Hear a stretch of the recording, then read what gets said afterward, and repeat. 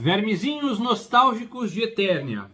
Hoje eu tenho uma missão quase impossível, que é traçar uma cronologia de Masters of the Universe.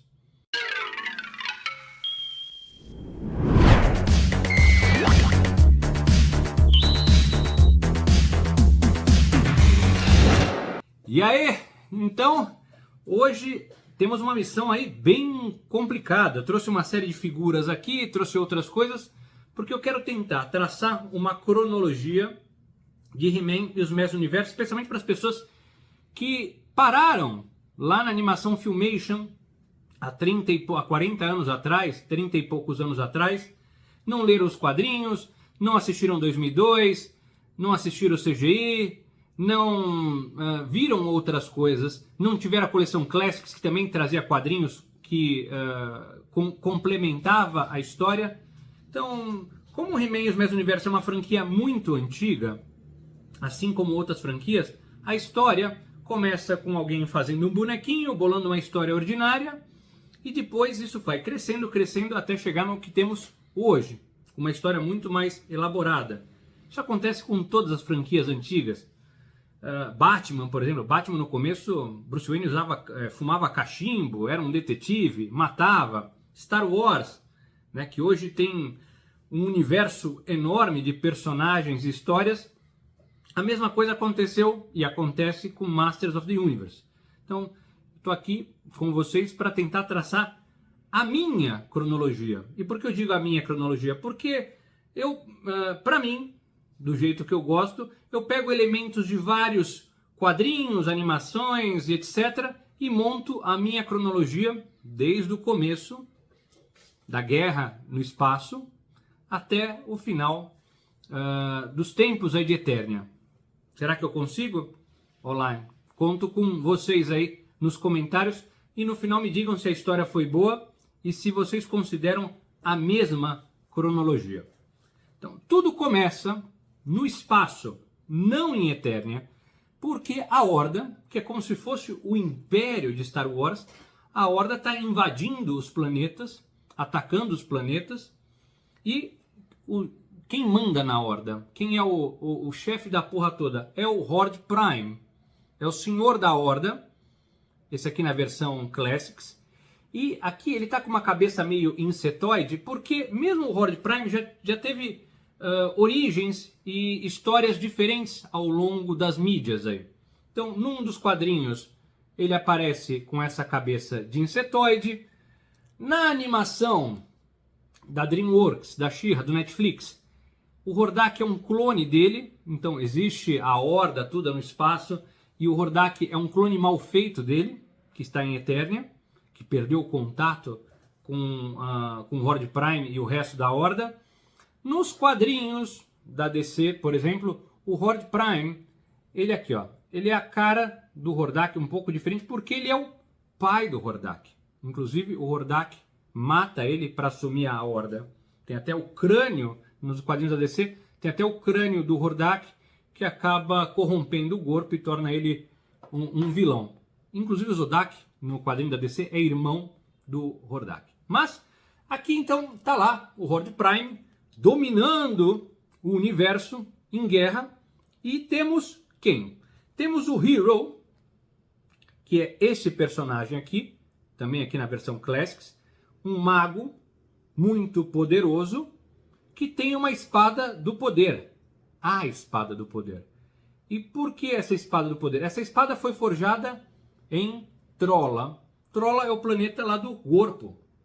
Então, os magos poderosos em Trolla forjaram essa espada do poder, que é aquela espada que a gente vai ver depois lá na mão do He-Man, vai passar de mão em mão. Então eles forjam essa espada exatamente para a guerra com a Horda. No meio dessa treta, o Hero acaba se ferindo, acaba sendo contaminado com um tecnovírus e acaba caindo em Eternia. Quem salva o Hero? Quem ajuda o Hero? A turma lá de Eternia, incluindo o Rey Grayskull. Rey Grayskull aqui que está na versão fantasma, ele até brilha no escuro. Então o Rey Grayskull acaba salvando o Hero.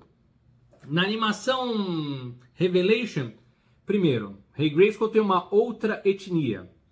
Segundo, Rey Grayskull forja a espada do poder.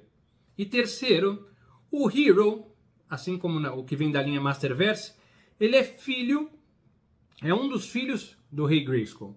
Então a história é um pouco diferente. Porém, eu gosto muito mais dessa versão onde o Hero vem do espaço, na guerra com a Horda, que está chegando em Eternia, e o Rey Grayskull acaba salvando o Hero, e aí o Hero acaba ajudando o Rey Grayskull e outros personagens em Pré-Eternia. Pré-Eternia não é um paraíso, como em Revelation, eu não gosto disso, mas é pré-Eternia, antes de Eternos, isso é, antes de Eternia, acaba ajudando o Rey Grayskull na guerra em Eternia agora, contra o Hordak, que está lá em Eternia, do Hordak, que está aliado ao King Hiss, ao Rei Cobra. Então, os dois estão causando em Eternia. Inclusive, tem uma versão que o povo Cobra foi criado até pelo Inominável, tal, etc. Mas é um outro enredo. E esse King Hiss aqui, eu ganhei do Fernando Paz há uns anos atrás, e é a versão dele, que saiu pela linha Classics, mas da animação 2002. Ele tem essa cara mais faraônica aqui. Então, os dois estão lá tentando dominar. Tem uma aliança entre eles, um Deadly Alliance, para quem jogou Mortal Kombat 5. Então, estão os dois enchendo o saco em Eternia, e o Hero, depois de ser salvo pelo Eldor e pelo Rey Grayskull, que aqui já é um fantasminha, acaba se unindo para ajudar lá em Eternia. No meio desta batalha,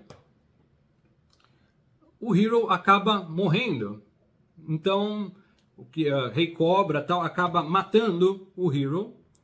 E quem que herda a espada do poder, hein? Quem que herda a espada do poder? O Rey Grayskull, que inclusive constrói o castelo de Grayskull exatamente com uma forja lá embaixo, tudo, mas para proteger os poderes, né? Os segredos da espada mágica. Então, com isso, o Hero acaba morrendo e o Rey Grayskull acaba assumindo a espada. A guerra continua. A guerra continua e, dependendo, eu vou contar a minha história, mas tem outras versões, ele acaba vencendo o Hordak, acaba banindo ele para uma outra dimensão, que é chamada de Despondos. Na animação Filmation, a gente chama de Etéria. Então, o Rey Grayskull acaba vencendo o Hordak e banindo o Hordak para Etéria Despondos. Então, dependendo do que você está lendo ou assistindo, por exemplo, a história muda. Na animação de 2002, essa batalha também ocorre, porém, o Rey Grayskull acaba se sacrificando nessa batalha contra o Hordak para bani-lo, ele acaba morrendo. A versão que eu mais gosto é Rey Grayskull venceu o Hordak, mandou ele lá para a Casa do Chapéu. Então, eles estão lá comemorando a vitória do Rey Grayskull. Ele está lá com a sua rainha e também feiticeira Vena. No meio lá da comemoração, no castelo, está lá o povo Gar, que é o povo do Cyclone, é o povo do Cronis, é o povo do Keldor, que nem existia, estamos falando de muitos anos atrás. E no meio desta festividade, uma das moças ali, uma das serventes ou das aprendizes daquela feiticeira, a matar o Rey Grayskull. Então, com isso, uma servente que é uma aprendiz, seja lá o que for, ela é uma Gar, aquela de pele azul. Então, ela acaba matando o Rey Grayskull e também acaba gerando uma guerra muito grande entre os Gars, que é um povo de grande tecnologia, contra o resto de Eternia, que é um povo mais relacionado à magia. Essa moça que mata o Rey Grayskull, que é de pele Gar, do povo Gar, etc., e que estava lá no castelo, fazia parte ali do núcleo da realeza, é a mãe do esqueleto. Então, quando ela percebe que foi dominada pelo King Rhys e fez uma bobagem, ela foge. E ela foge para um lugar distante com uma outra espada, que é a espada da proteção, que é a espada que depois vai se tornar a espada da She-Ra. Da onde veio essa espada? O rei Grayskull acabou forjando ela, depois dessa história toda, e ele tinha forjado porque se um dia ele perdesse o controle, alguém mais teria uma outra espada para poder vencê-lo. Então, com isso, estoura uma baita guerra, uma guerra que quase destrói Eternia e vai parar num ponto exatamente onde começa as histórias de Masters of the Universe quando elas foram criadas. Então tudo isso que eu contei até agora foi criado depois. Mas chegamos agora ao ponto da cronologia, minha cronologia, onde aqui, então temos mais Rei Grayskull, temos um ser de outra dimensão chegando em Eternia, que é o esqueleto. Ah, mas e o Keldor, isso e aquilo, ele é meio... Pera. Aparece um ser de outra dimensão, que se chama Esqueleto, e quer invadir, quer saber os segredos de Grayskull. Então, aqui eu tenho até uma figura com a cabeça, que vem no Demon Man do Alfredo Alcala. Na época, ele aqui está com o Havok Staff, que está com um cajado, mas quando ele surgiu, ele não tinha esse cajado. O cajado que está sobrando eu coloquei aqui na figura, mas ele vem de uma outra dimensão. E aí, a deusa, aquela Tila verde, acaba conhecendo um bárbaro, que aqui eu não trouxe, o bárbaro é o Olar, e acaba, naquela época não tinha Adam, nada, nem na criação de Masters of the Universe, o Adam veio muito depois, mas ela acaba dando roupas, isso acaba dando colete e armas, depois de uma grande guerra, para o Olar poder lutar contra o esqueleto, isso é, um bárbaro poder lutar contra o esqueleto. Esse bárbaro aqui está representado pelo Undar, que tem a história exatamente a do Olar e tal, é como se fosse o mesmo personagem. Ok, depois foram criadas outras histórias, mas a verdade é que tinha um He-Man bárbaro que estava lutando contra o esqueleto, porque eles queriam as duas metades da espada, por isso que as figuras vinham cada um com a sua metade da espada. Isso não foi contado nada, eu diria que no meio da guerra entre Rei Grayskull e o Hordak, a espada foi partida como aconteceu em Revelation, por isso que nesse ponto da história você tem duas metades da espada. Então, treta, um belo dia a história acaba, o esqueleto some, vai embora e tudo fica bem em Eternia até aquele momento. Então, olha só, acabamos de chegar no ponto das minicomics, passamos pelas minicomics, as primeiras minicomics. Pois bem, temos reinando em Eternia Randor. Tem um Randor aqui? Não tem um Randor. Mas temos o Randor em Eternia, reinando em Eternia, e o seu irmão Keldor, que é Ungar. Aí você fala, puxa, como é que o Ungar foi chegar novamente na realeza de Eternia? Porque a mãe do esqueleto, aquela que matou o rei Grayskull, se isolou numa ilha, acabou conhecendo lá o rei Miro. Não, eu ia fazer uma piada feia. Acabou conhecendo o rei Miro, e o Miro acaba, antes do rei Randor, ele acaba engravidando essa Gar, a mãe do esqueleto, acaba tendo o Keldor, ela, como está isolada, pede para ele criá-lo, o rei Grayskull, o Randor, leva o Keldor para Eternos, e depois acaba tendo o rei Randor, que é meio irmão. Keldor é mais velho, Keldor é mais preparado, Keldor deveria ser o rei, mas por causa da sua pele, por causa do preconceito, por causa da história da guerra, quem vira rei? Randor. Keldor, que já tem uma certa maldade, e já conversa por um DDI com o Hordak, já está fazendo a cabeça dele, acaba dando um golpe. Isso é, tenta assumir o trono, e no meio desse golpe um acidente ocorre, e ele acaba ficando à beira da morte, desfigurado. Esse acidente também é representado na animação 2002. Até em 2002 entende-se que o Cronus também, no meio da treta toda, com coisa despedaçando, explosão, isso e aquilo, acaba virando mandíbula. Se bem que mandíbula também tem outras origens aí. Então o Keldor acaba se ferindo gravemente, e quem vai salvá-lo? Quem vai salvá-lo? Hordak. Agora, por que o Hordak o salva? Ele quer voltar para a Eternia. Mas a gente não sabe ainda o motivo, como ele pretende voltar. Então ele salva e acaba juntando o Keldor ao Demoman. E com isso ele acaba surgindo o personagem que nós conhecemos como Esqueleto. O Esqueleto, o que o Hordak pede para ele quando o salva? Que ele volte no tempo, no momento de nascimento da Adora e do Adam, roube, era para roubar os dois bebês, porque o sangue dos dois permite que o Hordak volte à Eternia, mas ele, no meio da treta, acaba só roubando a Adora. Então a feiticeira vê aquilo, tem uma situação, mas ela, naquele momento, ela não se manifesta e faz com que Eternia, pelos motivos dela, esqueça que existia um segundo bebê.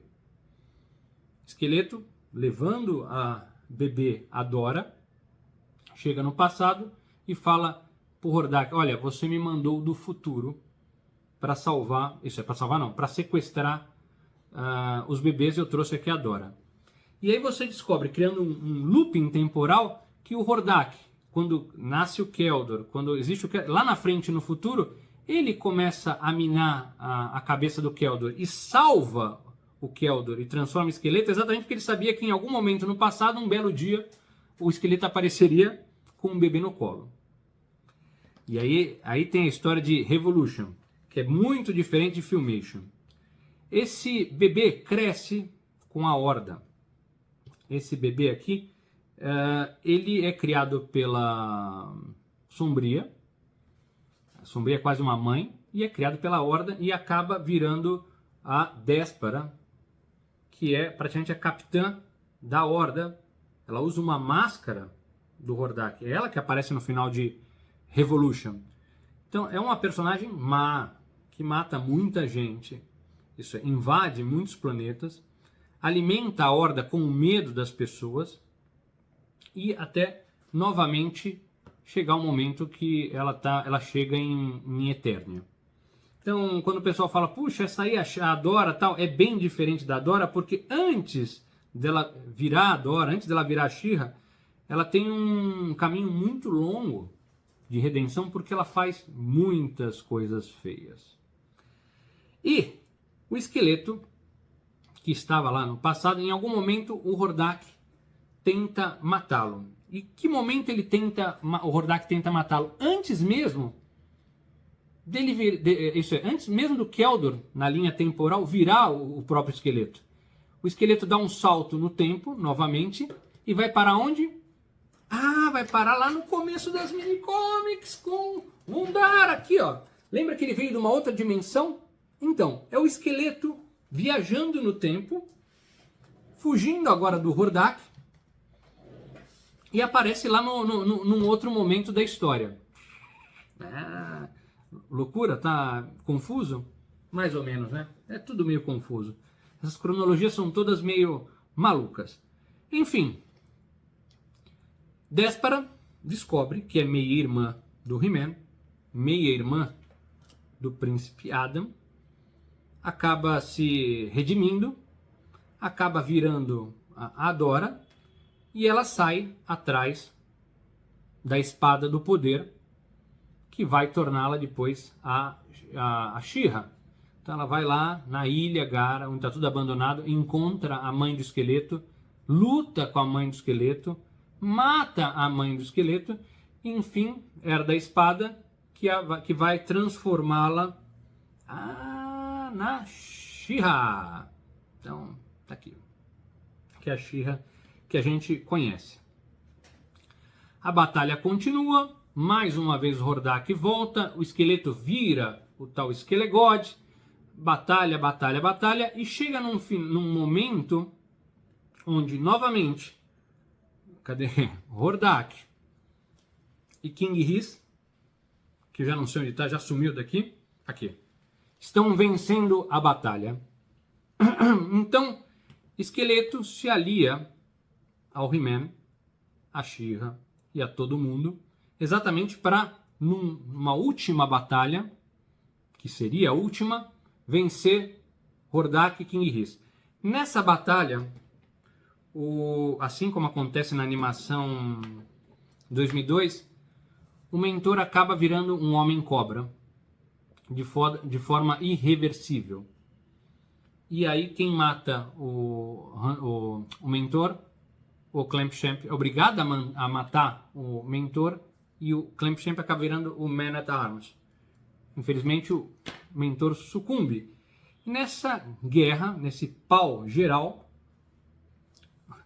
o Esqueleto acaba, num último momento, matando o Hordak, e na hora da morte o Hordak solta uma daquelas serras, que é o do Bullsol, que a gente vê no Origins, tal, em outras figuras, e acaba contaminando também o Esqueleto com tecnologia, que vira o tal Esqueleto das Novas Aventuras, ou até mesmo o Esqueletec. O Esqueleto com isso ele descobre sobre a Horda no espaço, e ele vai para o espaço confrontar o Horde Prime. He-Man vai junto, e quem vai junto com eles? A She-Ra, já preparada, assim como tem o He-Man das Novas Aventuras, a She-Ra também vai preparada para o espaço para confrontar o primeiro personagem dessa história aqui que a gente começou contando, confrontar o Horde Prime. No meio da batalha, Horde Prime aparentemente é vencido, e a She-Ra é dada como morta também, porque ela some nessa batalha. Esqueleto trai o He-Man, numa última batalha acaba morrendo, o He-Man acaba separando ele do Demoman, e o Keldor acaba morrendo, lá o Esqueleto acaba morrendo. No final, o Esqueleto caído, enterrado, morto, alguém aparece para ressuscitá-lo. Quem aparece? Déspara. Oh, Maria do Bairro, você de novo, mas você não tinha ficado boa? Pois é. Só que na batalha, quando ela sumiu, lá com o Horde Prime, ela acabou sendo, a essência do Horde Prime acaba dominando a Dora de novo, e ela volta a ser Déspara. E começa a trabalhar pela Horda, e quando ela descobre que o Esqueleto matou o Hordak, ela decapita o Hordak. Então, esse é o ponto. O vídeo ficou longo pra caramba, a história continua, o Esqueleto tem um filho com a Maligna, que lá atrás tinha roubado com ele... Opa! A Maligna que tinha roubado com ele o cajado que era do pai dela, que era do Faceless One, por isso que as primeiras aparições do Esqueleto hoje são contadas sem o cajado, porque o cajado eles roubam lá do Sem Face. Então ela tem um filho, o Esqueletinho. He-Man tem um filho com a Teela, o filho que chama Hero 2, e tem um outro nome que agora me falha a memória, acaba voltando no tempo para conhecer o primeiro Hero e aprender sobre isso. Então, o resumo dessa novela, dessa Maria do Bairro, é esse aí.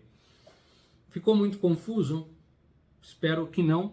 Espero que vocês tenham gostado desse vídeo, e se ficou, no próximo eu tento de uma outra forma aí.